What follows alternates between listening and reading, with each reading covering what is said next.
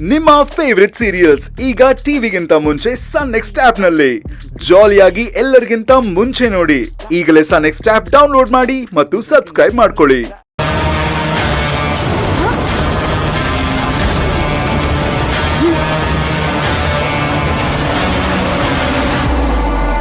ಇದೆಲ್ಲ ನಿಂದೇನ ಕೆಲ್ಸ ಮಾಡ್ತೀನಿರು.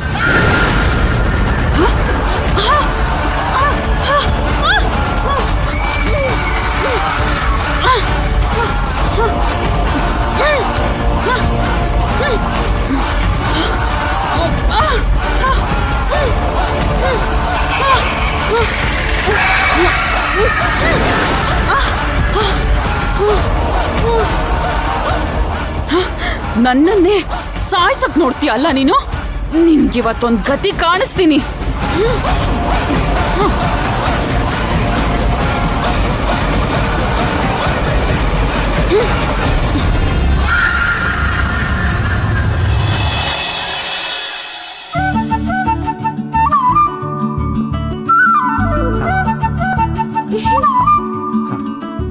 ತಗೊಳ್ಳಿ ಶಿವಕುಮಾರ್.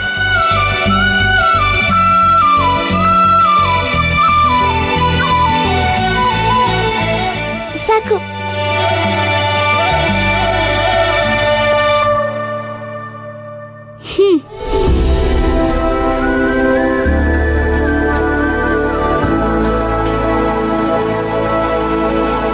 ಸಾಕು ಮೇಡಮ್.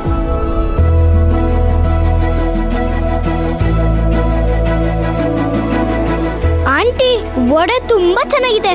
ಹೌದಾ? ತಗೋ ಪುಟ್ಟ ಇನ್ನೊಂದು. ನಿಂಗೆ ಇನ್ನೊಂದು ಬೇಕಾ?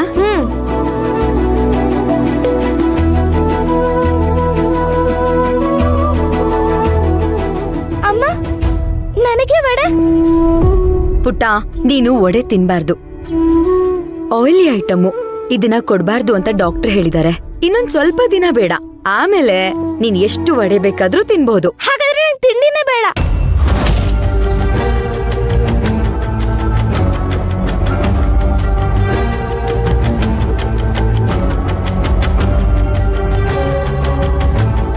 ಭೈರವಿ, ಹಾಗೆಲ್ಲ ಹಠ ಮಾಡ್ಬಾರ್ದು. ನಿನಗೆ ಮೈ ಹುಷಾರಿಲ್ಲ ಅಂತ ನಿಂಗೆ ಗೊತ್ತು ತಾನೆ? ಡಾಕ್ಟರ್ ಹೇಳ್ದಂಗ್ ಕೇಳ್ಬೇಕು, ಇಲ್ಲ ಅಂದ್ರೆ ಗಾಯ ವಾಸಿ ಆಗಲ್ಲ. ಅರ್ಥ ಮಾಡ್ಕೋ. ಅದೆಲ್ಲ ನಂಗೆ ಗೊತ್ತಿಲ್ಲ ಅಮ್ಮ, ನಂಗೆ ವಡೆ ಬೇಕು. ಭೈರವಿ,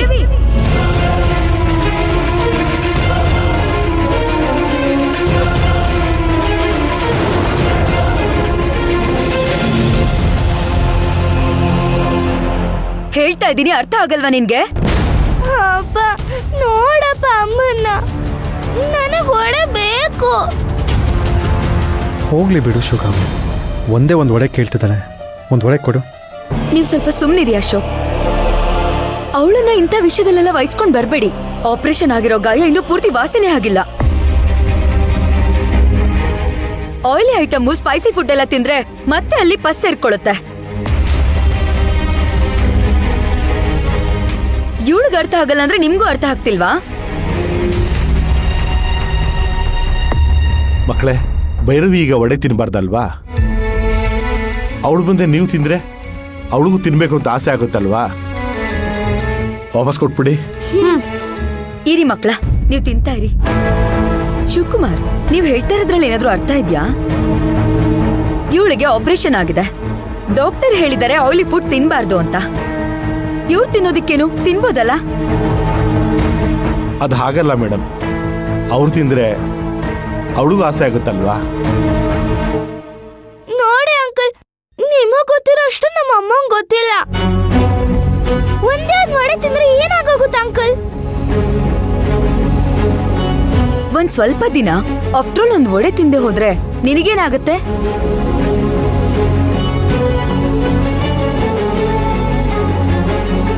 ನಿನ್ನ ಹತ್ರ ನಾನು ಮಾತಾಡಕ್ಕಾಗಲ್ಲ. ಭೈರವಿ, ಭೈರವಿ,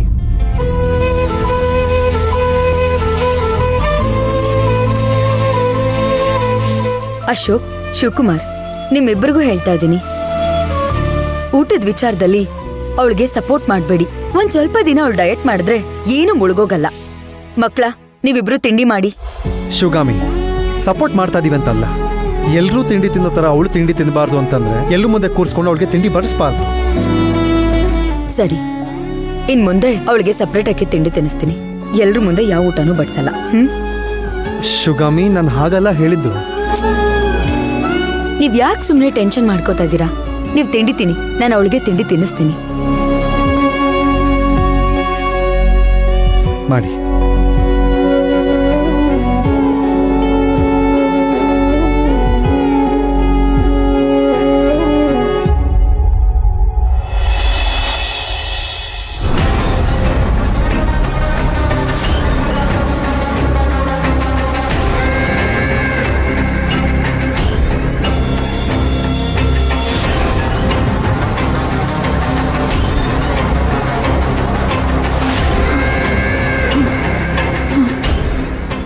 ಹಾರಿಕಾ, ಏನಾಯ್ತು? ಯಾಕೆ ಗಾಬರಿಲಿದ್ಯಾ? ರೂಮಲ್ಲಿರೋದೇನು ಅಂತ ಗೊತ್ತಾಯ್ತಾ? ಯಾರು, ಯಾವ ಆತ್ಮ ಇರೋದಲ್ಲಿ? ಹೇಳು ಹಾರಿಕಾ. ಆದಿಗುರು, ನಿಮ್ ರೂಮಲ್ಲಿ ಶಾಂಭವಿ ಆತ್ಮ ಇದೆ.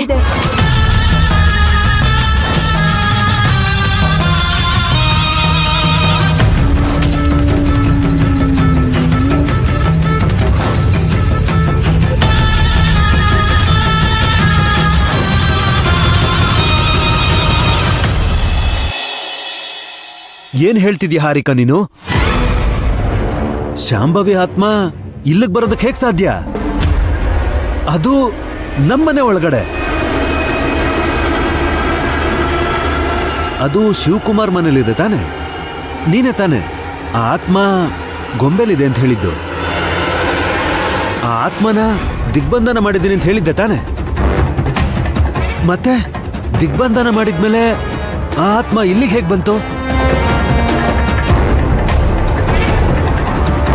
ಅಂದ್ರೆ ನನ್ನ ಹತ್ರ ಸುಳ್ಳು ಹೇಳಿದ್ಯಾ ದಿಗ್ಬಂಧನ ಮಾಡಿದ್ದೀನಿ ಅಂತ?